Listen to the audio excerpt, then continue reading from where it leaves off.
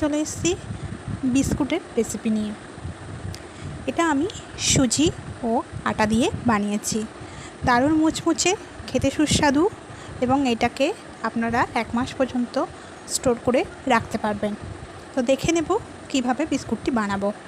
তার জন্য আমি মেজারিং কাপের 2 কাপ আটা নিয়েছি আর হাফ কাপ সুজি।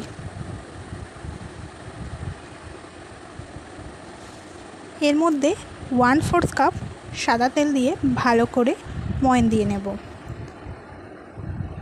ভালো করে ময়ানটা কিন্তু দিতে হবে। যত ভালো করে ময়ানটা দেওয়া হবে ততই কিন্তু বিস্কুটটা মুচমুচে হবে।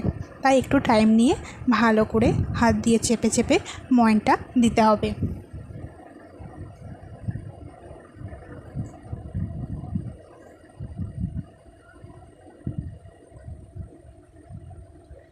ভালো করে আমার ময়ান দেওয়া হয়ে গেছে।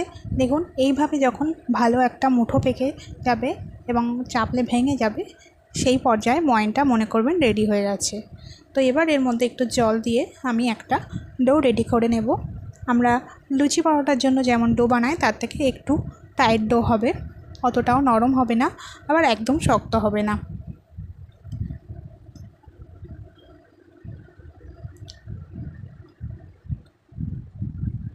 এর মধ্যে আমাদের 1/4 কাপ এবং 1/3 কাপ বা মেজারিং কাপের 1 কাপের থেকে একটু কম চিনি নিতে হবে।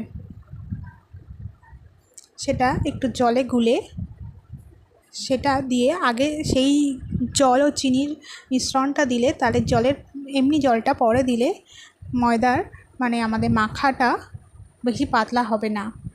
তো আগে যদি আমরা এই চিনিটা গুলে দিই, তারপর যদি জল লাগে সেই জলটা দিয়ে মাখি, তাহলে আমাদের একটা পারফেক্ট ডো হবে। তো আপনারা চিনির মিশ্রণটা আগে দিয়ে দেবেন। তো এবার আমি মেখে নেব।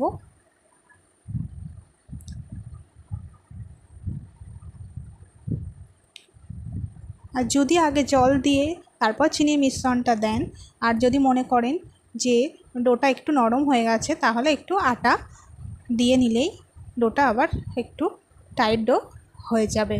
তো আমারও মনে হচ্ছে একটু আটা লাগবে, আমার একটু নরমই লাগছে।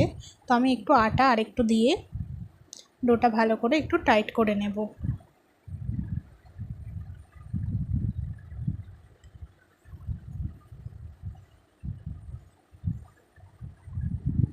আর একটু আটা দিয়ে আমি ডোটা একটু টাইট করে নিচ্ছি। তো আপনার চিনির মিশ্রণটা আগে চিনির মিশ্রণটা দিয়ে মাখলে তারপর যেটুকু জল লাগবে সেটুকু জল দিলে তাহলে আর এই আটা নিতে হবে না। আর যদি মনে করেন নরম হয়ে গেছে, তাহলে একটু আটা দিয়ে একটু টাইট করে নেবেন।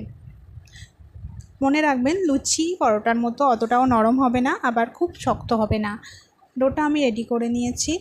এবার আমি ডোটাকে 2 ভাগে ভাগ করে নেব। একটা ভাগ আমি স্ল্যাবসের ওপর রেখে একটু তেল দিয়ে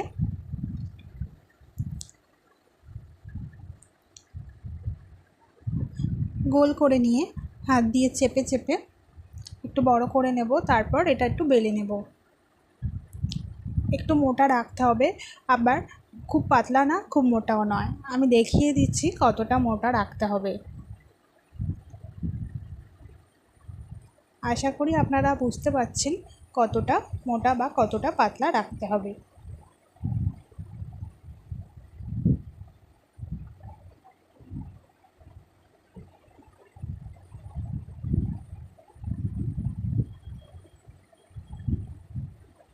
দেখুন, ঠিক এরকম পজিশনে আমরা ছুরি দিয়ে চৌকো করে কেটে নেব।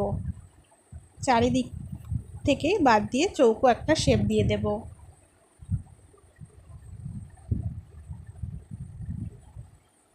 এত সহজে বাড়িতে বিস্কুট বানানো যায়, আগে জানলে অবশ্যই আপনারা বানিয়ে ফেলতেন। এবং বাড়িতে আসা অতিথিদের এই বিস্কুটটি দিয়ে আপ্যায়ন করলে তারা কিন্তু খুবই প্রশংসা করবে। তো এইভাবে চৌকো করে কেটে নেব। কেটে নেওয়া অংশগুলো কিন্তু ফেলে দেবেন না। তো ওগুলোকে আবার একটা ডো বানিয়ে বেলে আবার চৌকো শেপ করে কেটে নেবেন। তো এইভাবে আমি ছুরি দিয়ে কেটে নিচ্ছি। দেখুন এইভাবে করে কেটে নিতে হবে। আপনারা চাইলে গোল শেপও দিতে পারেন।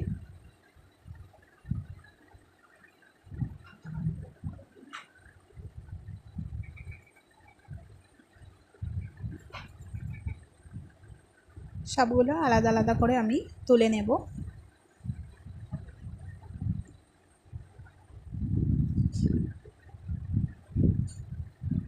তারপর একটা নিয়ে চারিদিকে এইভাবে একটু চেপে নেব, তাহলে একটা সুন্দর শেপ চলে আসবে। তারপর ছুরির পিছন দিকটা দিয়ে এইভাবে চেপে চেপে একটা ডিজাইন করে নেব। খুবই সহজ, সবাই পারে এইভাবে বানিয়ে নিতে। তো এইভাবে আমি সবগুলো করে নেব। আমি আরও একটা দেখাচ্ছি।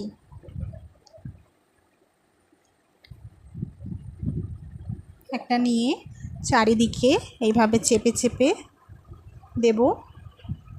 তারপর ছুরির পিছন দিকটা দিয়ে এইভাবে করে চাপ দিয়ে ডিজাইন করে নেব।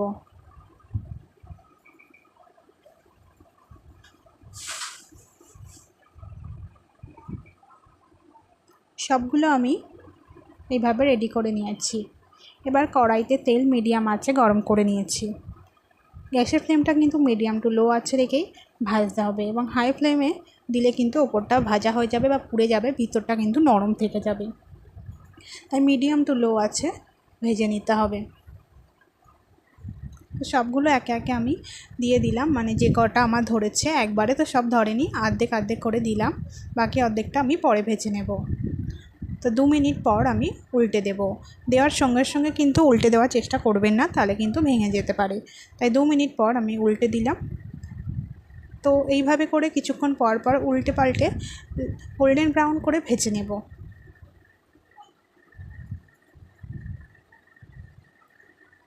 দেখুন সুন্দর একটা কালার কিন্তু চলে আসছে। এইভাবে উল্টে পাল্টে টাইম নিয়ে একটু ভেজে নিতে হবে। ঠিক সুন্দর একটা কালার চলে আসবে।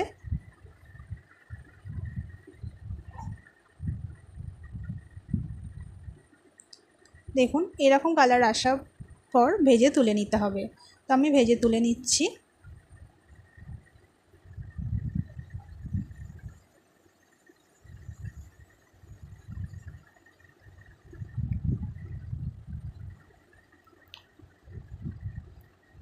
বাকিগুলো আমি ঠিক এইভাবেই ভেজে নেব। বাকিগুলো দিয়ে আমি ভেজে নিয়েছি, সবগুলো আমার রেডি হয়ে গেছে। দেখুন কত সুন্দর বিস্কুটটা আমার হয়েছে। তবে গরম থাকা অবস্থায় একটু নরম থাকতে পারে, কিন্তু যত ঠান্ডা হবে ততই বেশি মুচমুচে হবে। দেখুন আমি একটা ভেঙে দেখিয়ে দিলাম। তো এটা আপনারা 1 মাস পর্যন্ত রেখে দিতে পারেন। তো আমার এই রেসিপিটি ভালো লাগলে লাইক কমেন্ট শেয়ার করবেন, আমার পাশে থাকবেন এবং আমার চ্যানেলটিকে সাবস্ক্রাইব করবেন। যারা করেননি তারা অবশ্যই আমার চ্যানেলটিকে সাবস্ক্রাইব করে দিন। যারা করেছেন তাদের অসংখ্য ধন্যবাদ। সুস্থ থাকবেন।